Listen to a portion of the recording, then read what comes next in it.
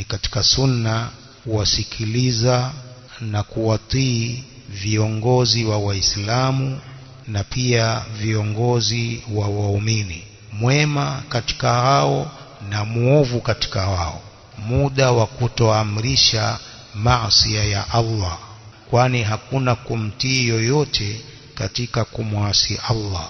Ni katika sunna kuwasikiliza na kuwatii viongozi wa Waislamu. Hapa wanaingia maulama na viongozi wa Waislamu. Hapa ni hao viongozi ambao ni wa nchi. Kama hawaamrishi maasi ya Allah, hapo ni lazima kuwasikiliza na kuwatii. Lakini kama wataamrisha maasi, hapo hakuna kumtii yoyote katika kumwasi Allah. Ikiwa viongozi wataamrisha jambo la kumwasi Allah, hapo ni wajibu wetu kuwaasi viongozi hao, kwa sababu wanaamrisha maasi. Lakini kama hawaamrishi maasi, wajibu ni kuwasikiliza na kuwatii viongozi hao.